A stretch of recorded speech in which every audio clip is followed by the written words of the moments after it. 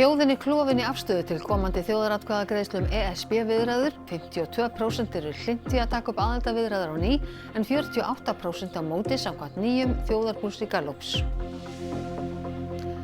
Björgunarfólki í Venesúela tókst í dag að bjarga tugum manna úr húsarústum eftir jarðskjálftann á miðvikudag. Yfir 900 hafa fundist látin.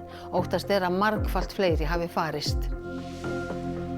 Verðbólga jókst í júní, kjarasamningar geta brostið í haust ef verðbólgan hjaðnar ekki 0,5 prósentustig á 2 mánuðum. Ég held að við þurfum að búa okkur undir það að það muni verða forsendur fyrir því að segja upp samningum.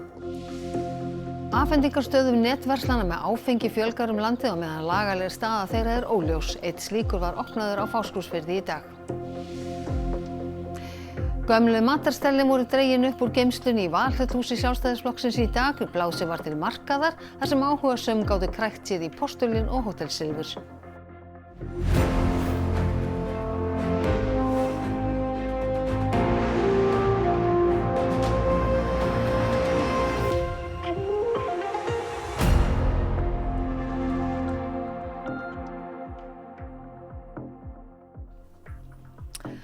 Komið þið sæl.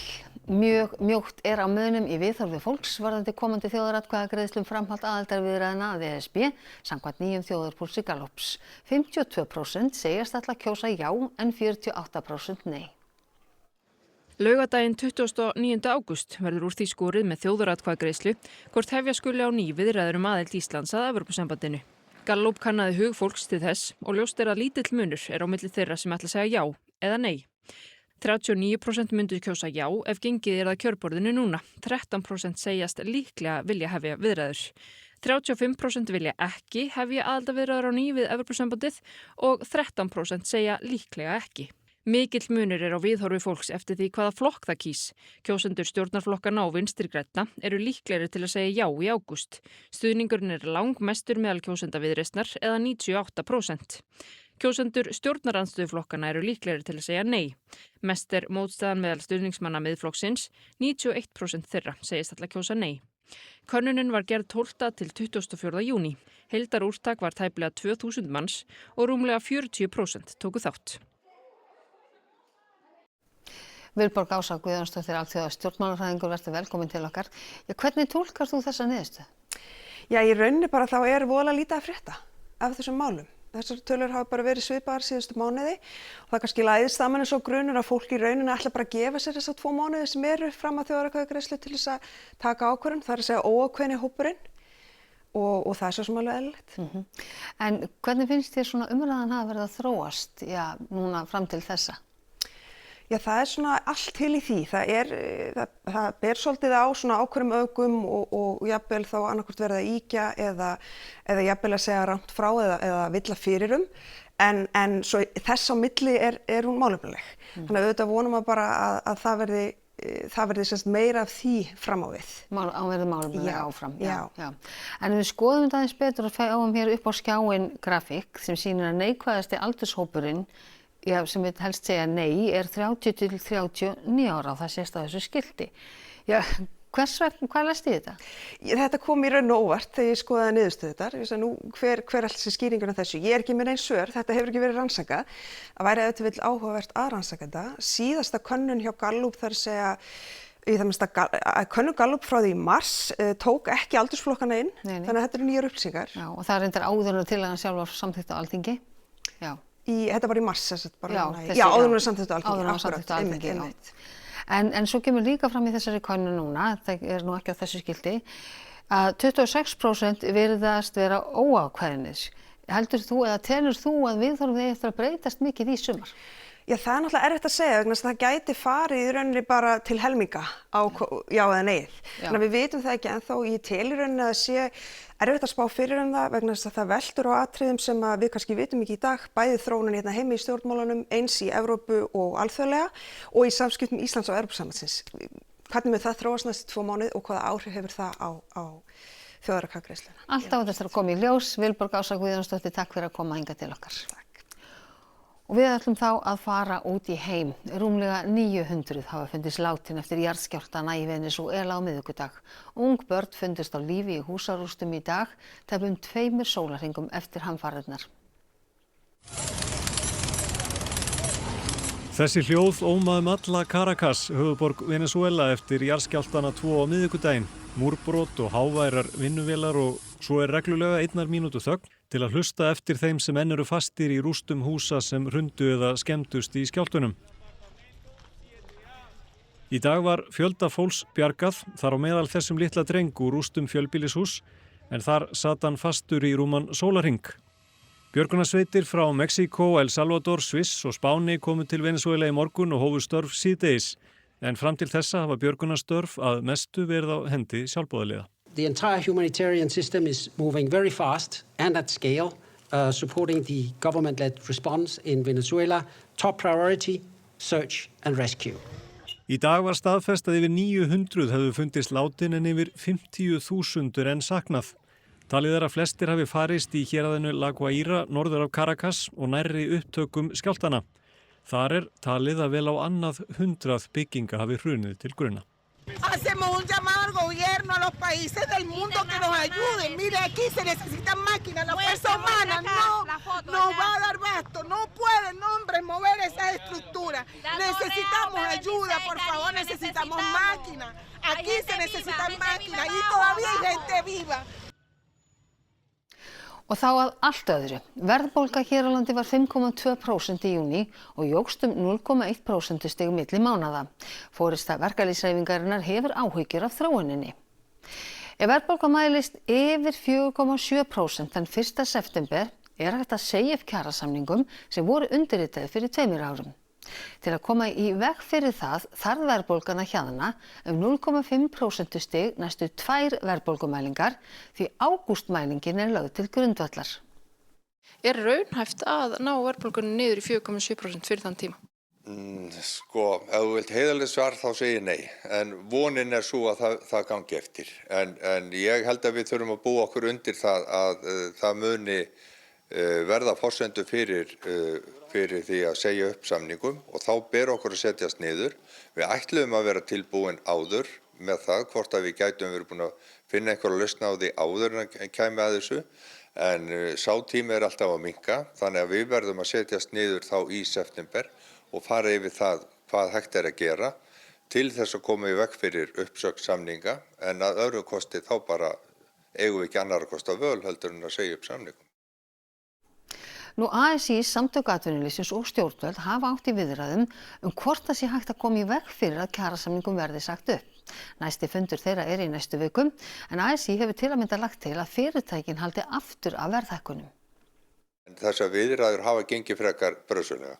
Það ekki mikið sem liggur eftir okkur.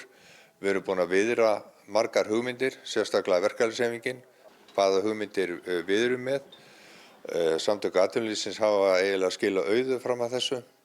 Annað heldur en það, þeir hafa talað það að þeir vilji þjóðarsátt en í hverju hún felst hafa þeir ekki ennþá upplýst. Og ríkisstjórnin hefur verið svona frekar dauf með þeirra skoðanir hvað gangi eftir. En við eigum fund með forsætisráðherra sem sagt formenn landssambanda og stærstu félaga innan Alþýðusambandsins núna á þriðjudaginn. Og þar munum við gera forsætisráðherra grein fyrir því að við höfum bara verulegar áhyggjur af þessu ástandi. Borgarstjóri vonar að viðræður við lóðarhafa bensínstöðvarlóða að borgin fái greitt markaðsvirði fyrir lóðirnar gangi vel. Oddviti Samfylkingarinnar telur afar ólíklegt að farið hafi verið á svig við lög þegar þáverandi borgaryfirvöld sömdu við olíufélögin. Borgarráð skipaði í gær samninganefnd til að semja við lóðarhafa bensínstöðvarlóða uppbyggingu þeirra og endurgjald á markaðsvirði fyrir aukin og breyttan byggingarétt lóðana og ný lóðarleiguréttindi. Borgin gerði samkomulag við olíufélögin fyrir 5 árum sem gagnrýnt var harðlega, meðal annars eftir Kastljós vorið 2024 og því haldi fram að lóðarhafar gætu hagnast 100 milljóna. Rannsókn fór fram á í viðamikilli skýrslu innri endurskoðunar borgarinnar í október á síðasta ári voru lagðar fram úrbótatillögur. Fjallað var þær innan borgarkerfisins og borgarlögmaður fór yfir hvort samkomulag borgarinnar við olíufélögin samrýmdist lögum og reglum samkeppni og ríkisaðstoð. Og við fengum umsögn borgarlögmanns í gær til kynningar í borgarráði. Og það svo sem trúnaður á svona megin inntaki umsagnarinnar en við erum þar hvött til þess að fara aftur inn í þessa samninga við olíufélögin og þessa lóðar hafa og semja þá að fá markaðsverð fyrir þessa lóðir. Telur þá þú að lög hafi verið brotin? Já, nú fer þetta samtal á stað og lóðarhafarnir fá þá líka tækifæri til þess að meta eftirgjöf verðmæta og þetta bara ákveðið samtal sem þarf að fara í gang og við vonum að það gangi vel. Haldið þið að það hafi verið farið á svig við lög eða þarna hafi ríkisaðstoð verið veitt? Nei, nú er verið að fara að skoða það. Ég tel það afar ólíklegt. Borgarlögmaður var með á öllum stigum málsins á sínum tíma. En það er sjálfsagt að skoða þetta og bara fá úr þessu skorið í eitt skipti fyrir öll.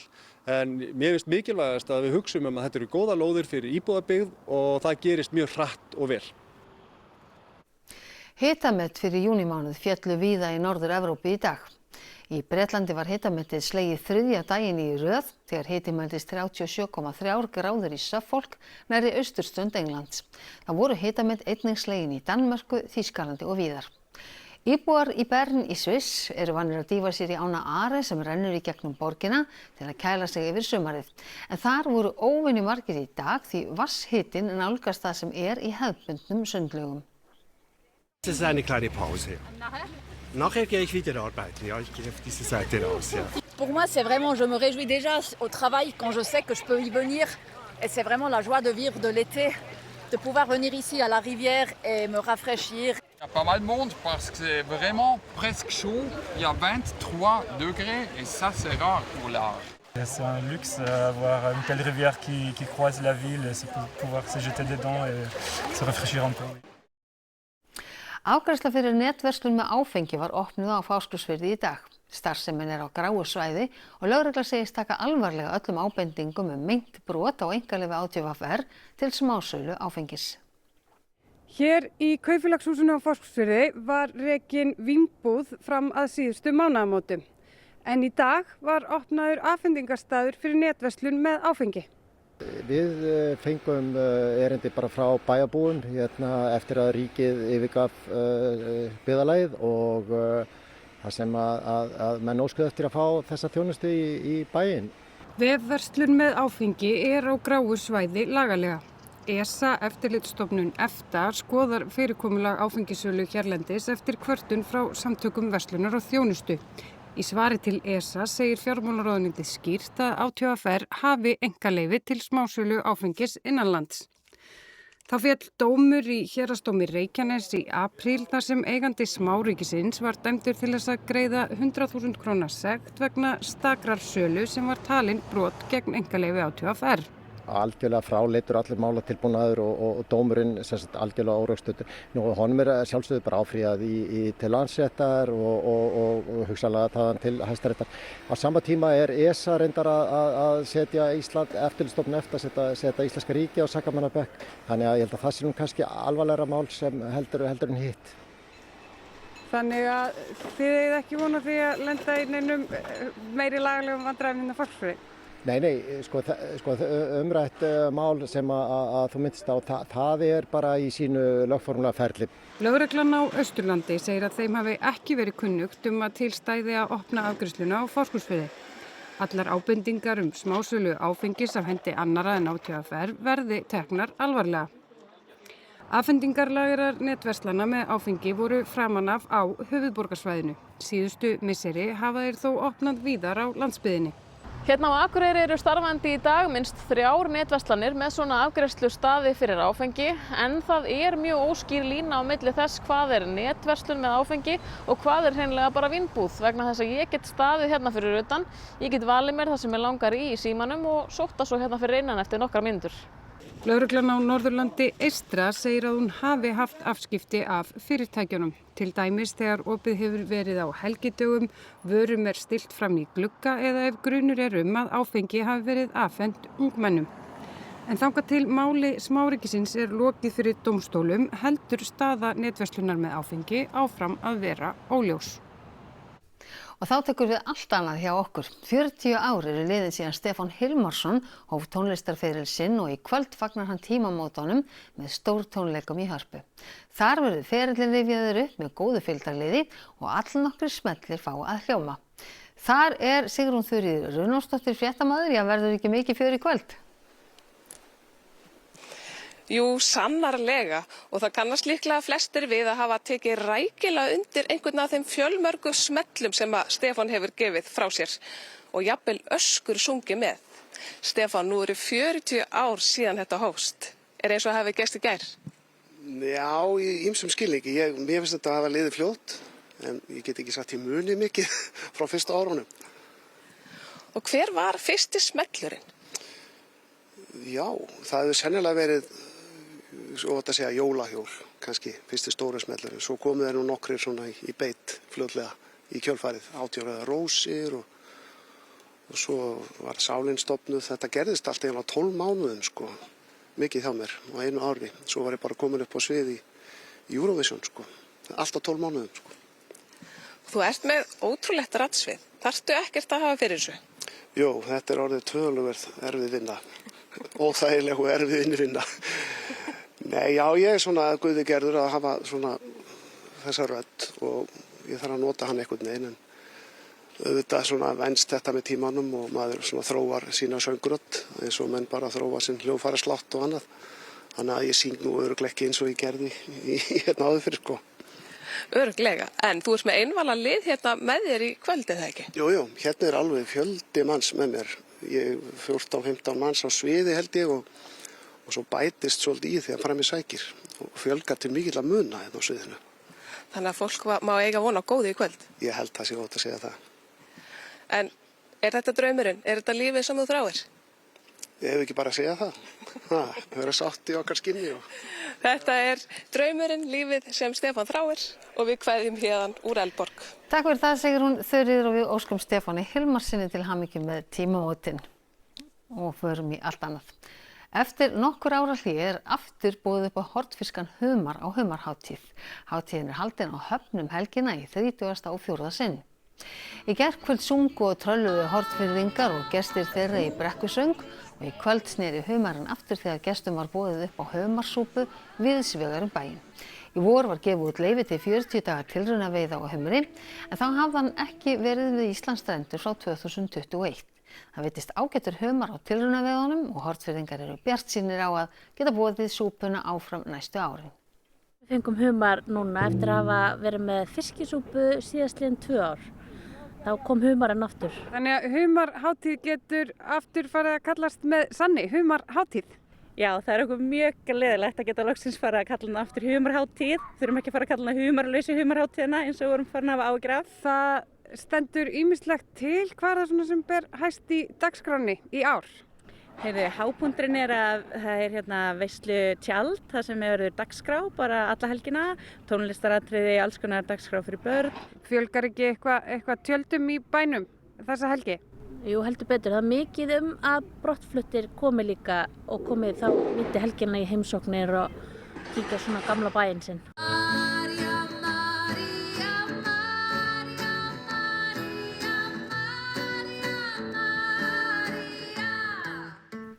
Postulín og hótelsilfur gekk kaupum og sölum í Valhöllhúsi Sjálfstæðisflokksins í dag. Flutningar í fullum gangi úr húsinu yfir í Kringluna og ekki pláss fyrir gamla stellið á nýjum stað, segir framkvæmdastjóri flokksins.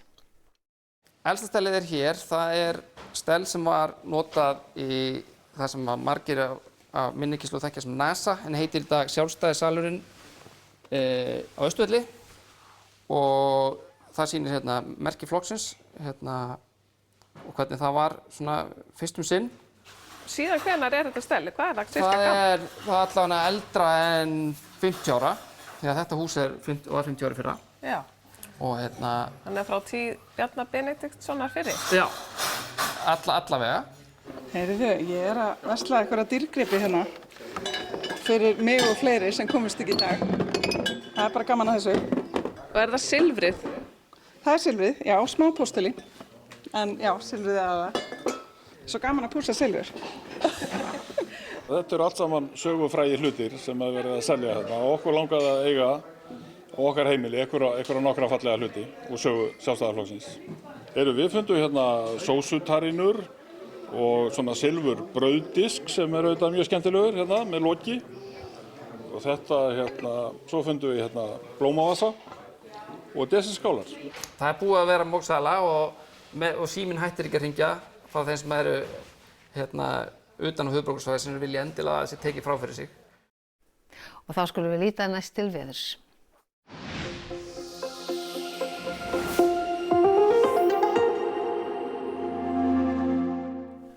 Já, komið sæl. Það er lægð að nálgast okkur hér sunnan úr hafi og skilin ganga hér inn á land sunnan til í nótt. Gera sér nú mest gildandi hér á suðvesturhorninu á morgun en seinni bylgjan kemur svo inn annað kvöld og þá munu íbúar á Norður- og Austurlandi fá sinn skammt af úrkomu. En lægðin ber með sér hlýra loft norður yfir landi þó svo ekki séum við nú að ná í þetta hlýja loft sem er hér yfir Evrópu, sem hitasækja ræður ríkjum og háskalega hár hiti. En verður svona sæmilegar hitatölur hjá okkur þó á morgun og við sjáum hér klukkan 19 að komi skúraklaka hér úr suðri inn yfir landið og svona gróðraskúri getur við sagt. En við sjáum þegar við kerum hreyfimyndina að þá er ekkert löngu eftir mínútu sem að þessi skil snerta hér suðurströndina og við sjáum einnig að það getur verið dálítil úrkomi í nótt og í fyrramáli hér suðvestan til á landinu og síðan verður úrkoman öllu slitrari og það getur verið nokkuð ákafur hér norðastrengur á undan seinni bylgjunni svokölluðu. En hámarkshitatölur á morgun verða víðast hvar á bilinu 10-15 stig, kannski svona gott betur staðbundið þá á Norðurlandi. Á sunnudaginn hins vegar að þá sjáum við þessi skil sem koma þá inn úr austri getur ringt þá vel úr þeim og meðan þau fara norður yfir landi en rólegra veður þegar þau eru farin yfir þó vissulega geti áfram ringt eitthvað hér sérstaklega á Suðausturlandi og skúrir einstakar skúrir þá í öðrum landshlutum og hámarkshitatölurnar svona nokkuð svipaðar áfram en þá verður þó að sjá hlýjast hér sunnan til á sunnudaginn en norðan til á morgun. Og fyrir þá hratt yfir sögu á mánudaginn ætlar að vera suðvestanátt og skýjað svona mestulit á landinu, getur helst von til þess að sjá eftir sól og þá á austur- og suðausturlandi og eitthvað getur ringt og mánudagurinn svona nokkuð svipar áfram ætlar að verða ríkjandi suðlega átt þegar við komum fram í næstu viku, rigning eða skúri sunnan og vestanlands þurrt að mestu þá á norður- og austurlandi og jafnvel enn meiri úrkoman hér er sýnt þá á miðvikudaginn. Og ef við förum síðan út í heim og þá er náttúrulega hitasækja, ég talaði um það, hér eru viðvaranir sem eru í gildi, það er öll litaflóran í Mið-Evrópu, gular, appelsínugular og rauðar og Frakkland, Þýskaland og Pólland og jafnvel Ungverjaland og Austurríki með rauða viðvörun í gildi á morgun vegna hitasækju. Skulum segja þetta gott að verið sæl.